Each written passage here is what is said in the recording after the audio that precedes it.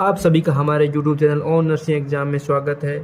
आज हम nervous system के एक टॉपिक क्रेनियल नर्व के बारे में जानकारी देंगे, जिसके अंदर हम बताएंगे कि क्रेनियल नर्व कितनी होती हैं, कहाँ से ओरिजिन होती हैं, क्या क्या इनके फंक्शन हैं, अगर ये डैमेज हो जाए तो इनसे कौन सी बीमारियाँ होंगी, और अगर ये बीमारी हो जाती हैं तो उनको टेस्ट करने के लिए कौन से टेस्ट किए जाते हैं। वो सारी जानकारी आपको एक वीडियो में मिल जाएगी और वीडियो के लास्ट में आपको इसको याद करने की एक ट्रिक मिल जाएगी। तो इसलिए वीडियो के लास्ट तक ज़रूर बने रहें और यह वीडियो अपने नर्सिंग साथियों तक शेयर करें ताकि वो भी अपनी पढ़ाई को मजबूत कर सकें और आने वाले एग्ज़ाम को क्रैक कर सकें। तो सबसे पहले क्रेनियल नर्व को क्रेनियल नर्व क्यों कहते हैं? क्योंकि क्रेनियल नर्व जो होती हैं वो ब्रेन से अटैच होती हैं और ब्रेन को ही क्रेनियम बोलते हैं। ठीक है। उसके बाद जो 12 पेयर में होती है क्रेनियम नर्व, ये 12 जोड़ी में पाई जाती हैं। इनके अलग अलग नाम होते हैं।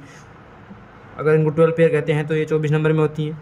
उसी के साथ ही जो क्रेनियल नर्व है ये पेरिफेरल नर्वस सिस्टम, यानी कि जो हमारा पेरिफेरल नर्वस सिस्टम है उसके दो पार्ट है। जैसे कि क्रेनियल नर्व हो गई, एक स्पाइनल नर्व हो गई, तो क्रेनियल नर्व पेरिफेरल नर्वस का ही एक पार्ट है। तो क्रेनियल नर्व 12 पे होती है। तो सबसे पहले आती है हमारी ओल्फैक्टरी नर्व। ओल्फैक्टरी नर्व के अंदर ये एक सेंसरी नर्व होती है जो कि सबसे शॉर्टेस्ट क्रेनियल नर्व है, सबसे छोटी नर्व है।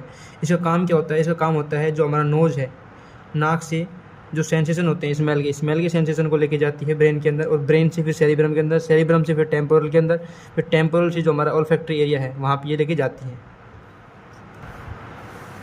अगर ये ओल्फैक्टरी नर्व अगर डैमेज हो जाती हैं तो इसकी वजह से हमारे शरीर के अंदर एनोज्मिया, हाइपोज्मिया, उसके बाद में डिसोमिया ये हो जाती है। एनोज्मिया मतलब होता है कि हमें कोई स्मेल नहीं आएगी। ठीक है। उसके बाद रिड्यूस हो जाती है स्मेल। जैसे अगर किसी भी कोई पकवान वगैरह है, कोई भोजन वगैरह है तो उसकी खुशबू, कोई ऑरेंज हो गई, संतरा हो गई, कॉफ़ी वगैरह, इनकी हमको जो स्मेल है वो स्मेल नहीं आएगी, रिड्यूस हो जाएगी। उसके बाद डिस्टोर्टेड स्मेल हो जाएगी। डिसोमिया का मतलब है यानी कि हमको ऑफेंसिव स्मेल आएगी, जो स्मेल है उसकी वो स्मेल नहीं आएगी, कोई दूसरी स्मेल आएगी। उसके बाद अगर ये बीमारी हो जाती है तो उसके लिए टेस्ट करने के लिए हम क्या करते हैं? सबसे पहले हम पेशेंट को कहते हैं कि आप close the eyes of the patient, then the block of the one nostril, उसकी एक जो नोस्ट्रिल है उसको ब्लॉक करना है। फिर उसको बोलेंगे कि आपको सूंघना है यानी स्निफ करना है। स्निफ करने के बाद जैसे कि हम उसको कुछ संतरा वगैरह या फिर कॉफ़ी वगैरह हाथ में दे देंगे, उसको कहेंगे कि आपको इसको सूंघना है। अगर वो सूंघ लेता है तो उसकी क्रेनियल नर्व ठीक है, वरना वो डैमेज हो चुकी है। उसके बाद हमारे दूसरे नंबर पर आती है ऑप्टिक क्रेनियल नर्व, जो कि सेंसरी नर्व होती है। इसका काम क्या होता है? इसका काम होता है कि आई से यानी हमारी आँखों से जो विजन का सेंसेशन है वो लेके जाती है। कहाँ पे? रेटाइना से ऑप्टिक डिस्क नर्व के थ्रू ब्रेन के अंदर जाती है और ब्रेन से सेरिब्रम के अंदर जाती है। उसके बाद ये ऑक्सीपिटल लोब में लेके जाती है, जहाँ पे हमारा विजुअल लोन जिसको बोलते हैं, विजुअल एरिया होता है, वहाँ पे उसको लेके जाती है। अगर ये डैमेज हो जाती है तो हमारे शरीर के अंदर ऑप्टिक न्यूरोपैथी हो जाती है, जिससे हमारा पूरा विजन लॉस हो जाता है, परमानेंट विजन लॉस हो सकता है इससे। अगर इसको जाँच करने के लिए कुछ विजन एक्टिविटी की जाती हैं, यानी कि कुछ जाँचें होती हैं, जैसे स्नेल टेस्ट हो गया, स्नेल चार्ट हो गया, इसके अंदर कन्फ्रंटेशन टेस्ट हो गई। उसके बाद तीसरे नंबर पे आती है ओक्यूलोमोटर क्रेनियल नर्व, जो कि एक मोटार नर्व है। इसके अंदर इसका जो सोमेटिक मोटर है यानी ये मोटार फंक्शन है, तो ये मोटार फंक्शन करेगी। तो इसका जो मोटार फंक्शन है उसके अंदर ये वॉलेंट्री मसल्स, जो कि हमारी जो 4 आँखों की मसल होती है, four extensive muscle of the eye, ये वॉलंटरी मूवमेंट करवाता है। इसके अंदर जैसे कि हमारे आ गई सुपीरियर रेक्टस मसल आ गई, इन्फीरियर रेक्टस मसल आ गई, मीडियल रेक्टस आ गई, इन्फीरियर ऑब्लिक आ गई। तो सुपीरियर रेक्टस मसल का काम क्या होता है? ये हमारी जो आई है उनको अपवर्ड मूवमेंट करवाती है। इन्फीरियर रेक्टस का क्या काम होता है? ये हमारी आई को डाउनवर्ड मूवमेंट करवाती है। मीडियल रेक्टस का काम क्या है? ये हमारी आईज को इनवर्ड मूवमेंट करवाती है। उसके बाद जो हमारी इन्फीरियर ऑब्लिक है उसका काम होता है अपवर्ड और इनवर्ड, यानी कि ऊपर की तरफ और अंदर की तरफ मूवमेंट करवाती है, और उसी के साथ साथ में आउटवर्ड एंड द डाउनवर्ड, यानी कि बाहर की तरफ और नीचे की तरफ मूवमेंट करवाती है। उसी के बाद जो लेवेटर पाल्पेब्रिस सुपीरियरस है उसको भी काम थर्ड क्रेनियल नर्व करती है, जो कि एलिवेट करवाती है हमारी आईलिड को, ओपनिंग करवाती है हमारी आँखों को। जो ओक्यूलोमोटर क्रेनियल नर्व है वो हमारी स्फिंक्टर पेपिलाई मसल को कंट्रोल करके कॉन्स्ट्रिक्शन ऑफ द पिupil करवाती है। उसके साथ साथ ही हमारा जो लेंस है उसको फोकसिंग का काम करवाती है, यानी कि अकोमोडेशन का काम भी यही क्रेनियल नर्व करवाती है। इसके अंदर जो हमारी सीलरी मसल होती है उसको कंट्रोल करके ये करती है हमारे change the shape of the lens, यानी हमारे जो लेंस है उसका शेप चेंज करती है, जिससे हम किसी भी ऑब्जेक्ट को ऊपर फोकस कर पाते हैं। अगर ओक्यूलोमोटर क्रेनियल नर्व यानी कि थर्ड क्रेनियल नर्व अगर डैमेज हो जाती है तो इसकी वजह से डिप्लोपी यानी कि हमको डबल विजन दिखाई देने लगता है। उसके बाद प्यूपिल माइल्ड यानी कि हमारे जो प्यूपिल है वो कॉन्स्टिट नहीं होंगे, परमानेंट डायलेट रह जाएंगी, डायलेशन ऑफ द प्यूपिल हो जाएगी। उसके बाद पटोसिस यानी कि ड्रॉपिंग ऑफ आईलिड, यानी हमारी जो आईलिड है वो ड्रॉप होने लगेगी, नीचे गिरने लगेगी बार बार। उसके बाद अगर ये बीमारी हो जाती है तो उसको टेस्ट करने के लिए कर सकते हैं। उसके लिए हम करते हैं प्यूपिलरी लाइट रिफ्लेक्स, हम लाइट डालते हैं प्यूपिल के अंदर, अगर वो कॉन्स्ट्रिक्ट करती हैं तो हमारी क्रेनियल नर्व सही है। उसके बाद जो कन्फ्रंटेशन टेस्ट होता है वो देखने के लिए कर देते हैं, जो हमारी यूरोरेक्टस मसल थी हमने देखी थी अभी थोड़ी देर पहले, वो मसल मूवमेंट कर रही है कि नहीं कर रही है, उसके लिए कन्फ्रंटेशन टेस्ट किया जाता है। उसके बाद हमारी फोर्थ क्रेनियल नर्व आती है ट्रोकोलियर क्रेनियल नर्व, जिसके अंदर ये मोटार नर्व होती है। ये सबसे smallest and thinnest cranial nerve है, जिसके अंदर ये हमारी आई की जो आई है उसके अंदर जो वॉलंटरी मसल पाए जाते हैं, सुपीरियर ओब्लिक मसल, उसके अंदर जो इनवर्ड यानी कि नीचे की तरफ और अंदर की तरफ और डाउनवर्ड यानी नीचे की तरफ मूवमेंट करवाती है, साथ में अपवर्ड एंड आउटवर्ड मूवमेंट करवाती है। ऊपर की तरफ और बाहर की तरफ जो मूवमेंट करवाती है वो ट्रोकोलियर क्रेनियल नर्व करवाती है। अगर ये फोर्थ क्रेनियल नर्व ट्रोकोलियर नर्व जो है वो अगर डैमेज हो जाए, उसकी वजह से क्या हो जाता है, इसकी वजह से हो जाता है ट्रेबिसमस हो जाता है, जिसकी ये हाइपरट्रोफी हो जाता है। इसकी हम एक फ़ोटो डाल देंगे। उसके बाद एक डिप्लोपिया हो जाता है, डबल विजन होता है। इसकी टेस्टिंग के लिए हम करते हैं कन्फ्रंटेशन टेस्ट करते हैं, जो हमारी मसल आई की मूवमेंट देखने के लिए ये कन्फ्रंटेशन टेस्ट किया जाता है। उसके बाद हमारी फिफ्थ क्रेनियल नर्व आती है, जिसका काम है सेंसरी और मोटार, यानी कि मिक्स्ड क्रेनियल नर्व है। इसको लार्जेस्ट क्रेनियल नर्व भी बोलते हैं और इसको डेंटिस्ट नर्व भी बोलते हैं, क्योंकि ये जो डेंटिस्ट होते हैं, कोई भी ऑपरेशन करते हैं डेंटिस्ट वगैरह, तो उसके अंदर ये चेक करने में काम आती है। इसके अंदर 3 ब्रांच होती हैं, इसके अंदर 3 ब्रांच होती हैं, ऑप्थेल्मिक ब्रांच, मैक्सिलरी ब्रांच, उसके बाद मैंडिबुलर ब्रांच। जो ऑप्थेल्मिक ब्रांच है उसका मेन काम होता है सेंसरी का, उसके बाद मैक्सिलरी का काम होता है सेंसरी का, उसके बाद मैंडिबुलर जो है उसका काम मिक्स में होता है, यानी कि सेंसरी काम भी करती है और मोटर काम भी करती है। अब सबसे पहले हमारी आती है ऑप्थेल्मिक जो ब्रांच है, उसके अंदर जो सोमेटोसेंसरी नर्व है, यानी कि इसका काम मेनली सोमेटोसेंसरी का काम है। तो ये क्या काम करती है, ये pain, touch, temperature, pressure, vibration और प्रोप्रियोसेप्शन, यानी कि जो पोजीशन है उसकी मूवमेंट है उनके बारे में सेंस करती है। जो इम्पल्सेस हैं वो जो इम्पल्स वगैरह है, सेंस वगैरह कहाँ से लेके आती है, ये लेके आती है सबसे पहले एंटीरियर स्कैपुला की जो स्किन है उससे, उधर से। उसके बाद जो अपर आईलिड है वहाँ से, नोज से, जो नेजल कैविटी की जो मिकोजा है वहाँ से, उसके बाद कॉर्निया से, और जो लेक्रामेल ग्लैंड है वहाँ से जो सेंसेस हैं वो सेंसेस ये लेके आती है ऑप्थेल्मिक ब्रांच से। उसके बाद जो हमारी सेकंड है मैक्सिलरी ब्रांच, वो भी एक सोमेटोसेंसरी नर्व है, उसका भी काम पेन, टच, टेम्परेचर, प्रेशर वगैरह को लेके आना है। जो ये सेंस है ये कहाँ से लेके आती है, ये लेके आती है नेजल कैविटी की म्यूकोजा से लेके आती है, कुछ भाग वो लेके आती है ऑप्थेल्मिक और कुछ भाग लेके आती है मैक्सिलरी, जिसके अंदर हम पैलेट, अपर टीथ हो गई, उसके बाद स्किन ऑफ चिक यानी कि चिक की जो स्किन है वहाँ से, उसके बाद जो अपर लिप है, उसके बाद लोअर आईलिड, जो अपर आईलिड थी वो तो लेके जाती है ऑप्थेल्मिक, परंतु जो लोअर आईलिड है उसके लिए लेके जाती है मैक्सिलरी। उसके बाद हमारे तीसरे नंबर पे आती है मैंडिबुलर ब्रांच, जिसके अंदर ये मिक्स में काम करती है, सोमेटोसेंसरी काम भी करती है और मोटार भी काम करती है। जो सोमेटोसेंसरी है वो सेंस लेके आती है कहाँ से, एंटीरियर टंग से, एक्सेप्ट यानी कि छोड़ करके टेस्ट बड्स, जो हमारे टेस्ट बड्स हैं, जो हमें खट्टा, स्वीट यानी कि स्वीट, सोर, बिटर जो हमारा टेस्ट देती हैं, वो टेस्ट बड को छोड़ कर बाकी जो सेंसेशन है एंटीरियर टंग की वो सब लेके आती है मैंडिबुलर। उसके बाद लोअर टीथ हो गए हमारे, स्किन ऑफ चिन हो गई, जो हमारी ठोड़ी है उसके नीचे की स्किन है वहाँ से, टेम्पोरल रीजन से भी लेके आती है उसका, हम इसकी भी एक फ़ोटो डाल देंगे कहाँ कहाँ से ये लेके आती है। उसके बाद इसका जो मोटार फंक्शन है उसका काम है कि मसल ऑफ द मैस्टिकेशन, जो हमारे च्यूइंग करने में काम आते हैं, खाने को चबाने में काम आती है मसल, उस मसल को ये मोटार फंक्शन काम करती है मैंडिबुलर। अगर हमारे ट्राइजेमिनल नर्व डैमेज हो जाए तो उसकी वजह से एक मेन बीमारी है जिसका नाम है ट्राइजेमिनल न्यूरालजिया, ये बीमारी हो जाती है। इसकी टेस्टिंग कैसे करते हैं, उसके लिए टेस्टिंग करते हैं, कॉर्नियल रिफ्लेक्स देखते हैं, कंजक्टिवल रिफ्लेक्स देखते हैं, स्नीजिंग रिफ्लेक्स देखते हैं, जो जर्क रिफ्लेक्स देखते हैं, जो हमें बताता है कि हमारी जो ट्राइजेमिनल क्रेनियल नर्व है वो फंक्शनल है या फिर डैमेज हो चुकी है। उसके बाद हमारी 6 नंबर पे आती है एब्डुसेंट क्रेनियल नर्व, जिसका काम होता है मोटार नर्व, ये मोटर फंक्शन करती है, जिसके अंदर जो आई की वॉलंटरी मसल होती हैं, यानी कि लेटरल रेक्टस, जो आई की एक्सटेंसिव मसल है उसका जो वॉलंटरी मूवमेंट करवाती है, ये एब्डुसेंट क्रेनियल नर्व। इसका काम क्या होता है, लेटरल रेक्टस का ये काम होता है आउटवर्ड मूवमेंट करवाती है। वैसे लेटरल रेक्टस को ही जो मसल है इसका दूसरा नाम होता है कि डाइवर्स मसल भी बोलते हैं इसको।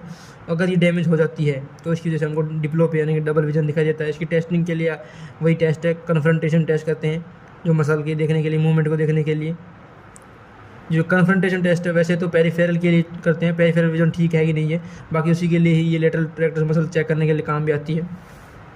7th नंबर पे आती है फेशियल क्रेनियल नर्व, जो कि मिक्स टाइप की है। इसके अंदर जो सेंसरी और मोटर फंक्शन दोनों कार्य होते हैं। जो सेंसरी फंक्शन है उसके अंदर जो टेस्ट बड्स है of the anterior 2/3 of tongue, जैसे कि उसके अंदर आ गया स्वीट, सोल्टी और सोर, यानी कि मीठा और नमकीन और खट्टा जो स्वाद होता है वो यही लेके आती है, फेशियल क्रेनियल नर्व लेके आती है सेंसेशन। उसके बाद उसका मोटर फंक्शन है, उसका मोटर फंक्शन क्या है, जो वॉलेंट्री मूवमेंट है हमारे मसल्स के, जैसे कि हमारी जो फेशियल एक्सप्रेशन हो गई, जिसके अंदर स्माइलिंग हो गया, लाफिंग वगैरह हो गया, तो वो काम भी हमारी फेशियल क्रेनियल नर्व करती है। और इसके साथ ही एक पैरासिम्पैथेटिक क्रेनियल नर्व भी है, जो उसका काम होता है कि पैरासिम्पैथेटिक नर्वस जो पार्ट है सिस्टम का वो कंट्रोल करता है। क्या क्या कंट्रोल करता है, जैसे हमारे टीयर्स जो ग्लैंड है, यानी कि लैक्राइमल ग्लैंड, नेजल, एलेटीन ग्लैंड्स होती हैं, एंड सबमेंडिबुलर एंड सबलिंगुअल जो सैलाइवरी ग्लैंड है उनको कंट्रोल करता है। ये पैरासिम्पैथेटिक कंट्रोल होता है इनके अंदर। अगर ये हमारी जो फेशियल क्रेनियल नर्व है अगर ये डैमेज हो जाए तो क्या होगा, उसकी वजह से हमें हमारे बेल्स पाल्सी यानी कि फेशियल पाल्सी हो जाएगी। उसके बाद रामसे हंट सिंड्रोम हो जाएगा। फेशियल क्रेनियल नर्व को टेस्ट करने के लिए पेशेंट को हम बोलेंगे आप स्माइलिंग करो, लाफिंग करो, तो इससे पता चल जाएगा कि facial cranial nerve proper functioning है या फिर डैमेज हो चुकी है। फेशियल क्रेनियल नर्व का एक और काम होता है जिसके अंदर जो और भी गुल्ले शुक्ले मसल होती है उसको कंट्रोल करती है। उसको कंट्रोल करने के साथ साथ ये है क्लोजिंग ऑफ आईलिड का काम भी करवाती है। हमने थोड़ी देर पहले पढ़ा था कि जो लेवेटर पाल्पेब्रस सुपरिस होती है, जो कि 3rd क्रेनियल नर्व के द्वारा कंट्रोल की जाती है, उसका काम होता है कि एलिवेट करना, यानी कि वो काम करती है आइज़ को खोलने का, और ये वाली काम करती है यानी फेशियल क्रेनियल काम करती है आंखों को बंद करने का। 8th क्रेनियल नर्व आती है वेस्टिब्यूलो कोक्लियर क्रेनियल नर्व, जो कि सेंसरी नर्व होती है, सेंसरी टाइप की नर्व होती है। इसके अंदर क्या होता है, जो वेस्टिब्यूल होता है यानी कि ईयर के अंदर जो वेस्टिब्यूल होता है वो इक्विलिब्रियम यानी कि बैलेंस का काम करता है। उनका जो सेंस होता है वो लेके जाता है ब्रेन के अंदर, और ब्रेन से जाता है सेरिबेलम के अंदर, और सेरिबेलम जो हमारा जो इक्विलिब्रियम है और बैलेंस का काम करता है। उसके बाद ईयर का एक और पार्ट होता है जिसको बोलते हैं कोक्लिया, जो कि सेंस ऑफ हियरिंग यानी कि हमारी जो आवाज़ को सुनने की जो क्षमता होती है उसको लेके जाता है, यानी कि ब्रेन के पास। उसके बाद सेरिबेलम के पास, सेरिबेलम का एक जो पार्ट होता है लोब होता है, उसके अंदर होता है टेम्पोरल लोब, टेम्पोरल लोब के अंदर ऑडिटरी एरिया होता है, वहाँ पे लेके जाता है। अगर वेस्टिब्यूलो कोक्लियर नर्व डैमेज हो जाती है तो उसकी वजह से वर्टिगो, निस्टेगमस, और अगर हमारा जो ये कोक्लिया वाला पार्ट अगर डैमेज हो जाता है तो सेंसरी न्यूरल हियरिंग लॉस हो जाता है, टिनाइटस हो जाता है। इसको टेस्ट करने के लिए जो टेस्ट होते हैं उसके अंदर आते हैं कैलोरिक टेस्ट या हियरिंग टेस्ट, या फिर इसको बोलते हैं वेबर टेस्ट। हियरिंग टेस्ट के अंदर जो ट्यूनिंग फोर्क होती है उसका इस्तेमाल करके इस टेस्ट को किया जाता है, इसलिए इसका नाम ट्यूनिंग फोर्क टेस्ट भी होता है। उसके बाद आती है हमारी ग्लोसोफेरेंजियल, 9th नंबर की ग्लोसोफेरेंजियल क्रेनियल नर्व, जो कि मिक्स टाइप की है। इसका काम होता है सेंसरी और मोटार फंक्शन होता है इसके। ये सेंसर्स लेके आती है कहाँ से, टेस्ट बड से, of the posterior 1/3 portion of the tongue, जो कि बिटर होता है। बिटर टेस्ट को ये लेके आती है। और हमने पहले बता दिया कि जो एंटीरियर 2/3 पार्ट है उसके लिए जो फेशियल नर्व है वो जिम्मेदार होती है। उसके बाद ये सोमेटो सेंसर यानी कि टच, पेन, प्रेशर वगैरह के बारे में जो ये सेंसेस लेके आती है फेरिंग से, पोस्टीरियर टंग से कुछ पोर्शन लेके आती है। उसके बाद में एक्सटर्नल ईयर से लेके आती है। उसके बाद जो विसरल सेंसेशन है वो लेके आती है कीमो रिसेप्टर से। इन जो हमारी कैरोटिड बॉडी होती है वहाँ से जो कीमो रिसेप्टर होते हैं वहाँ से सेंसेस लेके आती है, जो कि हमारे ब्लड के अंदर जो O2 और CO2 की मात्रा उसके बारे में बताती है। कैरोटिड साइनस के अंदर जो हमारे बायोरिसेप्टर होते हैं वो हमारे ब्लड प्रेशर को मापने के लिए सेंसेस देते हैं ग्लोसोफेरेंजियल क्रेनियल नर्व के द्वारा ही। उसके बाद जो इसके मोटार फंक्शन है यानी सोमेटिक जो फंक्शन है, सोमेटिक मोटर फंक्शन है, उसके अंदर आते हैं जो हमारी जो वॉलेंट्री मूवमेंट है किसकी, जो फेरिंग्स की हैं, यानी कि इसके बोलते हैं स्टाइलोफेरिंजियस, जो एलिवेट करती हैं फेरिंग्स को एलिवेट करके जो स्वेलिंग को प्रोसेस होती हैं उनको करती हैं। जो इसकी विसरल मोटर फंक्शन है यानी कि पैरासिम्पैथेटिक कंट्रोल होता है इसके पास में। ये एक पैरासिम्पैथेटिक नर्वस सिस्टम का ही एक पार्ट होती है ग्लोसोफेरेंजियल क्रेनियल नर्व। तो ये जो पैरासिम्पैथेटिक कंट्रोल करता है किसको, पैरोटिड सैलाइवरी ग्लैंड को। अगर ये 9th क्रेनियल नर्व डैमेज हो जाती है तो इसकी वजह से होता है ग्लोसोफेरेंजियल न्यूरेल्जिया। इसको टेस्ट करने के लिए हम गैग रिफ्लेक्स और स्वेलिंग रिफ्लेक्स को चेक कर सकते हैं। 10वें नंबर पे आती है यानी कि 10th नंबर पे आती है हमारी वेगस क्रेनियल नर्व, जो कि मिक्स्ड टाइप की होती है। इसी को ही सबसे लॉन्गेस्ट या फिर आवारा नर्व भी बोलते हैं। इसको बोलते हैं न्यूमोगैस्ट्रिक नर्व भी बोलते हैं। इसका जो सेंसरी काम है जो कि विसरल सेंसेशन यानी कि थोरेसिक विसरा से, एब्डोमिनल विसरा से और एरोटिक आर्च जहाँ पे जो हमारे बायोरिसेप्टर पाए जाते हैं वहाँ से, और कैरोटिड एंड एरोटिक बॉडी से हमारा जो कीमोरेसेप्टर है वहाँ से सेंसेशन लेके जाती है। इसका एक अलग से काम होता है, यानी कि स्पेशल सेंसरी काम होता है, जो कि टेस्ट बड लेके आती है। टेस्ट बड से टेस्ट का सेंसेशन लेके आती है posterior side of the tongue, यानी कुछ माइनर पोर्शन लेके आती है टेस्ट के लिए।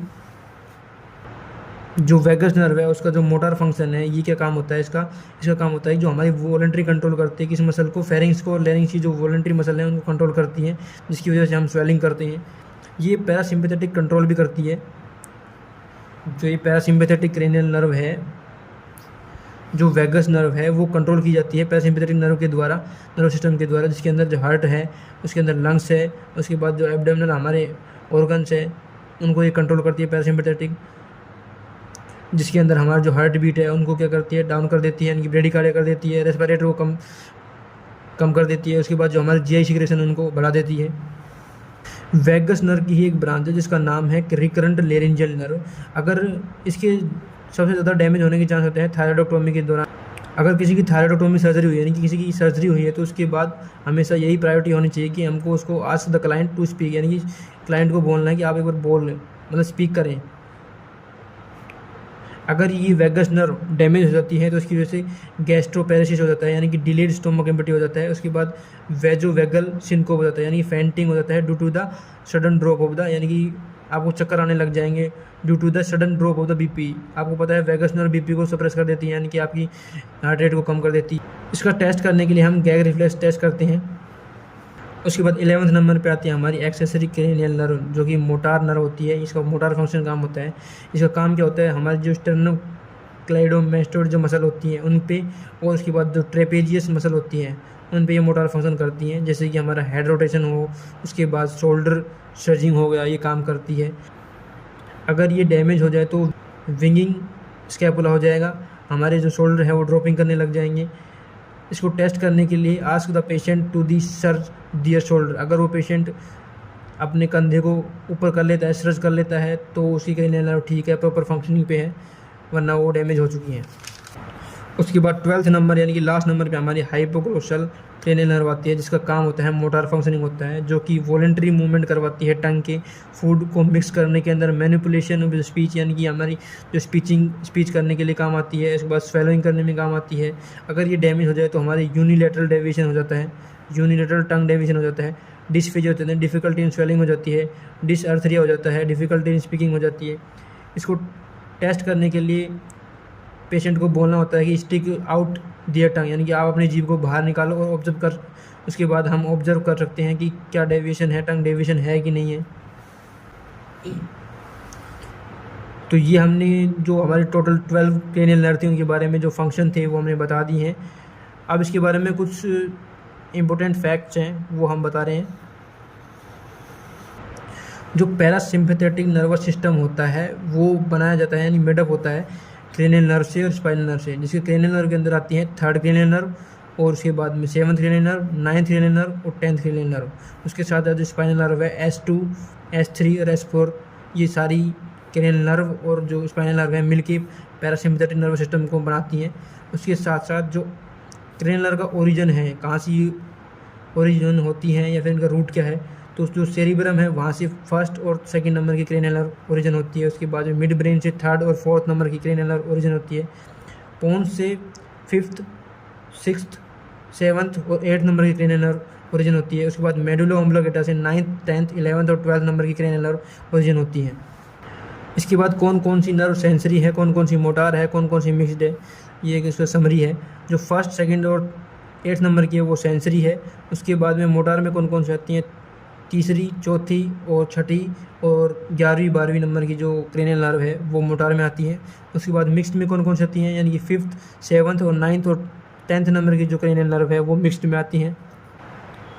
उसके बाद लास्ट में जो क्रेनियल नर्व को याद करने की जो ट्रिक है, यानी कि जो मेनोमोनिक है, वो इस प्रकार है कि जो 1st, 2nd, 3rd जो भी हैं उनकी ट्रिक है कि O to touch and feel very good vegetable and honey, यानी कि ओ आती है ओल्फैक्टरी से, दूसरा ओ आता है ऑप्टिक से, तीसरा ओ आता है ओक्यूलोमोटर से, और जो चौथा टू आता है उसके अंदर आती है ट्रोक्लिया। उसके बाद टच के अंदर आती है ट्राइजेमिनल, एंड के अंदर आती है एब्डुसेंस, फील के अंदर आती है फेशियल, वेरी के अंदर आती है वेस्टिब्यूलोकोक्लियर। उसके बाद गुड के अंदर आती है ग्लोसोफेरेंजियल, वेजिटेबल के अंदर आती है वेगस, एंड के अंदर आती है एसेसरी।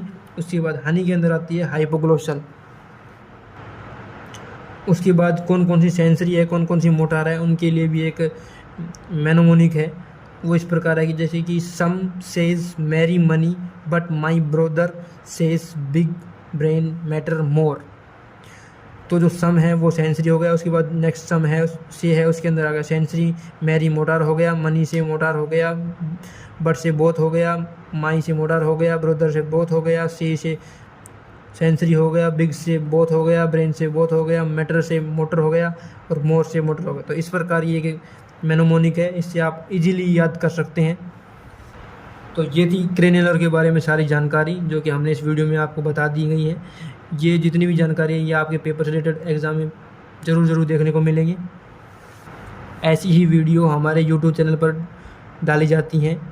हमारे YouTube channel all nursing exam को सब्सक्राइब करें, आपके नर्सिंग साथियों के साथ शेयर करें।